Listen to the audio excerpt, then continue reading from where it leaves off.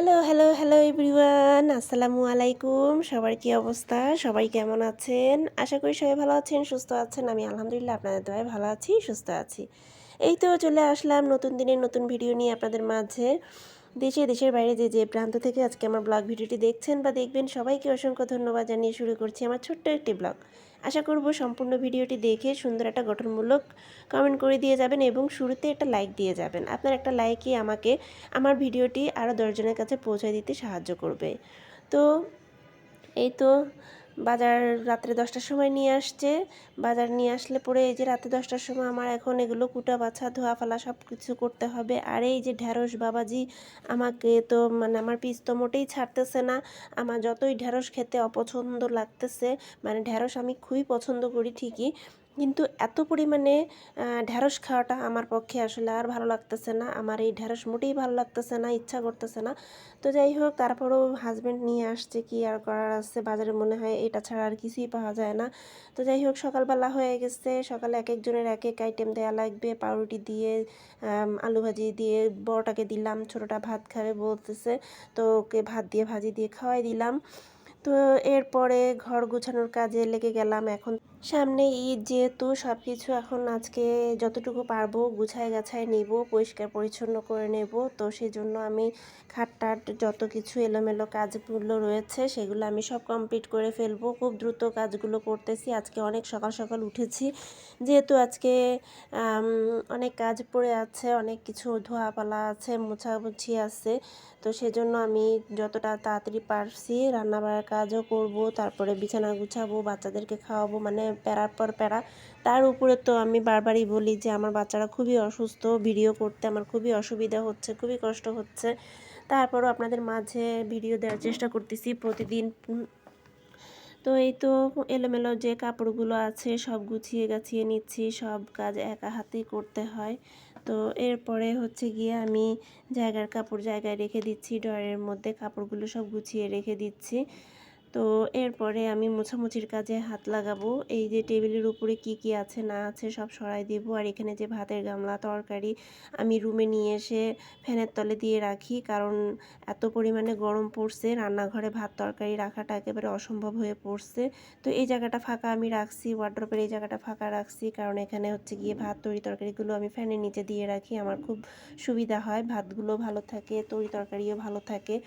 তো যেহেতু এখানে গ্যাসের সিলিন্ডার আমার বারবার আমি গরম দিতে পারি না, খুবই সমস্যা হয়ে যায়। আর ফ্রিজে রাখলে পরে মনে করেন যে নিচের তলায় আমার শাশুড়ির ফ্রিজ রয়েছে, তো সেখানে রাখাটা নিয়ে আসাটা বারবার উঠানামা করাটা আমার জন্য মানে সমস্যা হয়ে দাঁড়াইছে। তো বারবার আমার যাওয়া আসা হয় না, এই কারণে হচ্ছে গিয়ে আমি এখানে দিয়ে রাখি ফ্যানের তলে। সব কিছু রান্না বাড়া করার পরে ফ্যানের তলে দিয়ে দিই।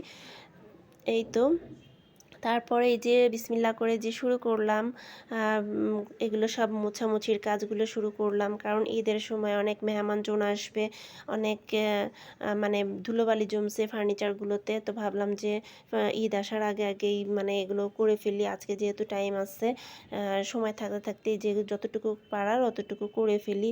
এখানে এই যে জানলাটা আমি ধরতে গিয়েছিলাম, তো ভাবলাম যে এটা একটু পরিষ্কার করবো। তো ওরে বাবা, অনেক ধুলো জমে আছে, অসম্ভব, এখন করা সম্ভব না।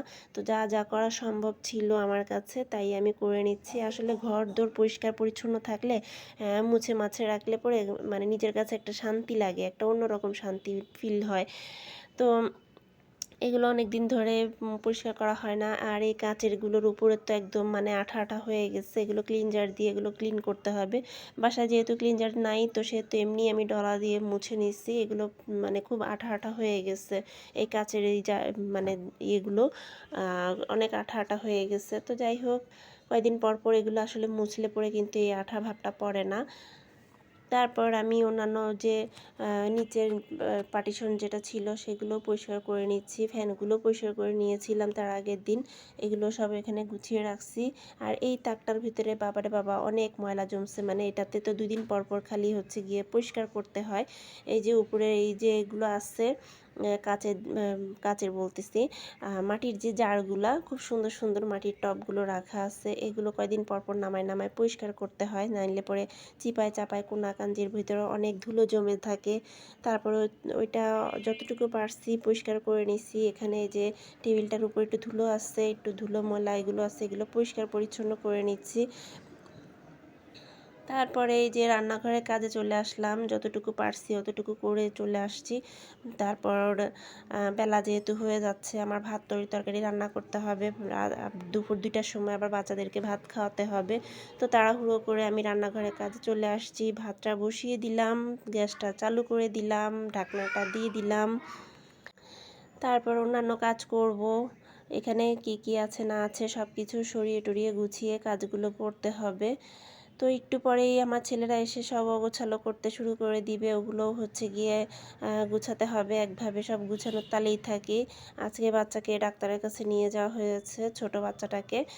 ছোট ছেলেটা একটু অসুস্থ, খুব বেশি অসুস্থ হয়ে পড়ছে।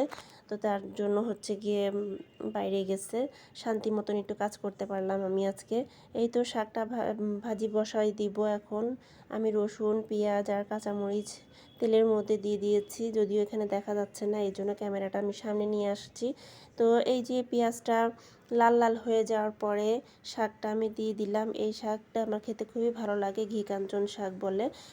শাকটা আমি ভাজি করতেছি, এই শাকটা আমার খুবই পছন্দের। তো তারপরেই তো একটু ভালো করে কষিয়ে টুষিয়ে নিব। আর শাকে যেহেতু পানি দিলে পরে তো স্বাদটা কমে যায়, পানি না দিলেও চলে, কারণ এমনি গপ গপ করে পানি বেরোয়।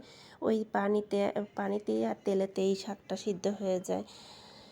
তো এই যে আমি লবণ আর হলুদ একটু দিয়ে দিব। আজকে ভাজিটা যেহেতু আজকের ব্লগটা যেহেতু করে তারপর হচ্ছে গিয়ে ভয়েসটা পরে দিচ্ছি।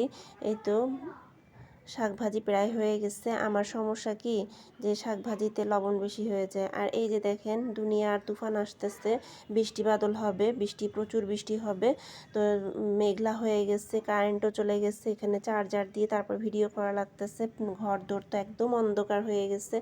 আর বৃষ্টিও হয়েছে ভালো, ঠাড়া বিজলি তো পড়তেছে, সবাই সাবধানে থাকবেন, ঠাড়া বিজলি পড়তেছে বাইরে। তো এই যে এখানে আমার শাক ভাজিটা হয়ে গেছে। শাক ভাজিটা করার পরে আমি অন্য তরকারিতে চলে গেছি। এখানে ময় মশলা যা কিছু আছে সব কিছু আমি দিয়ে দিয়েছি। আর ভিডিও করতে গেলে পরে মনে করেন যে অন্যমনস্ক হয়ে থাকা লাগে আর কি আর করব। এখানে আলুটা দিয়ে দিছি, মাছটা না ভালো করে কষায়ে আলুটা আগে দিয়ে দিছি। তারপরে যে মাছটা আমি একটু ভালো করে ক্লিন করে নিয়েছি, বাজার থেকে কুটে নিয়ে আসছিল। তো এগুলো আবার আঁশ রয়েছে, আঁশ থাকলে তো খাওয়া যাবে না। তো এই যে এখানে আলু আর মাছ সবগুলো একসাথে দিয়ে দিয়েছি, একসাথে সব কষায় নেব। তো একটু পানি দিয়েছি, কিছুক্ষণ পর পর একটু পানি দিচ্ছি আর মশলাটা ভালো করে একটু কষিয়ে নিচ্ছি।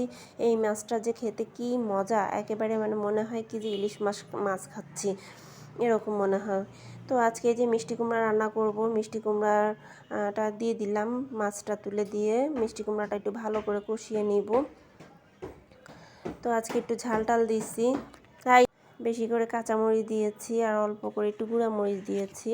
তো যাই হোক, মিষ্টি কুমড়ার ভিতরে বেশি ঝাল দিলে পরে গুঁড়া ঝালটা দেওয়া যায় না, কাঁচামরিচটাই দিলে পরে ভালো লাগে খেতে।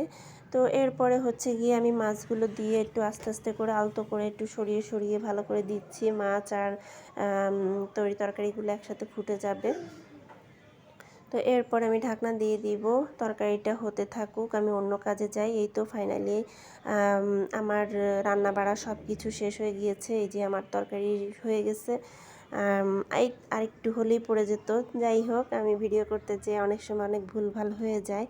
তো এই তো শাক ভাজি আছে, সকালের আলু ভাজি আছে। এই তো মোটামুটি আমার দুপুরের আজকের আয়োজন। তো ভিডিওটি দেখতে দেখতে যারা এতদূর পর্যন্ত চলে এসেছেন, একটা লাইক দিতে ভুলে গেছেন অথবা দেননি, অবশ্যই একটা লাইক দিয়ে ভিডিওটা কন্টিনিউ করবেন। তো সবার কাছে একটাই অনুরোধ, নতুন যারা দেখছেন, যারা সাবস্ক্রাইব এখনও করেনি, প্লিজ সবাই সাবস্ক্রাইব করবেন, আমার পাশে থাকবেন, আমাকে সাপোর্ট করবেন। ইনশাল্লাহ আমার কাছ থেকেও 100% আপনি সাপোর্ট পাবেন। ভিডিওটি কেমন লাগলো অবশ্যই লাইক কমেন্ট শেয়ার করবেন, কমেন্টের মাধ্যমে জানাবেন। আমি অবশ্যই কমেন্ট ধরে আপনাদের বাড়িতে চলে যাব, পৌঁছে যাব এবং আপনাদের ভিডিও ফুল ওয়াচ করে দিয়ে একটা গঠনমূলক কমেন্ট করে দিয়ে আসবো। আজ এই পর্যন্তই। আল্লাহ হাফেজ, আসসালামু আলাইকুম।